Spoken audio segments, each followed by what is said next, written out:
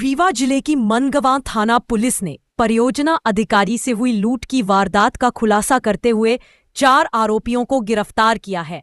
Police ने आरोपियों से लूटा गया नकद, मोबाइल, एटीएम कार्ड, आधार कार्ड, ड्राइविंग लाइसेंस सहित अन्य सामग्री बरामद की है। साथ ही आरोपियों के कब्जे से एक ब्रेजा कार, एक देसी पिस्टल, 2 देसी कट्टे और 16 जिंदा कारतूस भी जब्त किए गए हैं। दरअसल 12 अक्टूबर 2025 को फरियादी दीपक मिश्रा परियोजना अधिकारी ने रिपोर्ट दर्ज कराई थी कि 11 अक्टूबर की रात लगभग 10:30 बजे जब वे अपनी कार से जौलपुर से त्योंथर लौट रहे थे, तभी NH30 पर लाल रंग की बिना नंबर की ब्रेजा कार में सवार 4 अज्ञात व्यक्तियों ने उनकी कार को रोक लिया। आरोपियों ने पिस्तल और कट्टा दिखाकर उनसे मोबाइल, नकदी, एटीएम कार्ड, आधार कार्ड और ड्राइविंग लाइसेंस लूट लिया था। घटना की जानकारी देते हुए SP शैलेंद्र सिंह ने बताया कि घटना की गंभीरता को देखते हुए तत्काल टीम गठित कर जांच शुरू की और अथक प्रयासों के बाद पुलिस ने चारों आरोपियों को गिरफ्तार कर लूट का खुलासा कर दिया। गिरफ्तार आरोपियों नौशाद अहमद, मोहम्मद फैजान, गुलजार उर्फ रिजवान खान और दिलशाद अली से पुलिस पूछताछ कर रही है। SP रीवा के मुताबिक उनसे अन्य वारदातों के संबंध में भी जानकारी जुटाई जा रही है। हालांकि मनगवा थाने से चारों आरोपियों को कंट्रोल रूम रीवा लाया जा रहा था, लेकिन शहर के अंदर पहुंचते ही ट्रैफिक अधिक होने की वजह से एक आरोपी गाड़ी से उतरकर भाग निकला, लेकिन पुलिस की तत्परता से आरोपी को दोबारा पकड़ लिया गया। लेकिन सवाल ये उठता है कि आखिर आरोपी को क्या बिना हथकड़ी के लाया जा रहा था या पुलिस से कोई चूक हुई है? ठीक है,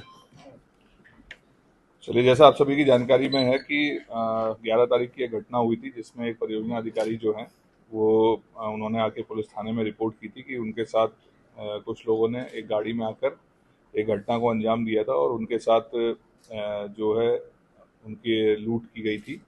और उस गाड़ी में प्रयुक्त जो उन्होंने जानकारी बताई थी कि एक ब्रेजा कार थी और उसमें 4 लोग थे जिन्होंने देसी पिस्टल व कट्टा वगैरह अड़ाकर उनके साथ लूट करी थी। तो इसमें जैसी पुलिस को सूचना मिली तत्काल हम लोग इस मामले में लगे और इसके बाद हम लोगों ने जो भी व्यक्ति इस घटना से जुड़े हैं उनके बारे में हम लोगों ने हर प्रकार से जानकारी जुटाने का प्रयास किया। जो गाड़ी के विषय में बताया गया था उस गाड़ी को हम लोगों ने आइडेंटिफाई करने का प्रयास किया।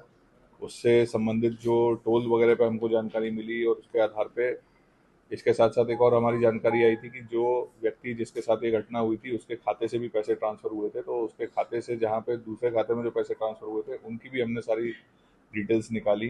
गाड़ी का जो नंबर हमें पता चला वो गुजरात पासिंग थी, उसका हमने पता लगाया, मालिक का पता लगाया। ऐसे करते करते हमने कड़ी से कड़ी जोड़ी। तो हमने जो घटना में फिर उनको हमने जब ट्रैक करना स्टार्ट किया तो इत्तेफाक से वो घटना। तो जो हमारी टीम्स लगी हुई थी उन्होंने उनको इंटरसेप्ट किया और उनको राउंड अप करके उनको गिरफ्तार किया। और उसके बाद उनसे जो घटना में प्रयुक्त जो गाड़ी थी, जो हथियार थे और जो मशरूका गया था वो सभी हमने उनसे बरामद किया, जिसमें जो सैमसंग के और उसके मोबाइल गए थे, उसके बाद जो नकदी गई थी, फिर उसकी गाड़ी के चाबी वगैरह ये सब जो भी गया था उसका, वो हमने उससे सफलतापूर्वक उनसे बरामद किया। इसमें कुछ अपराधियों के पुराने रिकॉर्ड भी हैं, उनको भी हम लोग पता कर रहे हैं। कुछ जानकारी मिली है कि कुछ पुराने मारपीट के और किसी पे शायद एक दूसरा भी अपराध है।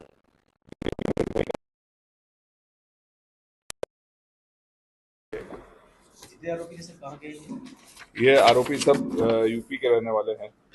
चारों इनका पैसा ही लूट का है या फिर और कुछ है? नहीं, इसमें जो कुछ एक है उन पे पुराने अपराध हैं, लेकिन कुछ मारपीट वगैरह के अपराध मिले हैं। किसी एक पर जो है अभी बताया जो उसने है कि लूट का अपराध है, जो अभी प्रथम दृष्टया हम लोग के पास जानकारी में आया। बाकी अभी हम इनका और रिकॉर्ड बुला रहे हैं, उसका पुलिस और क्लैरिटी है।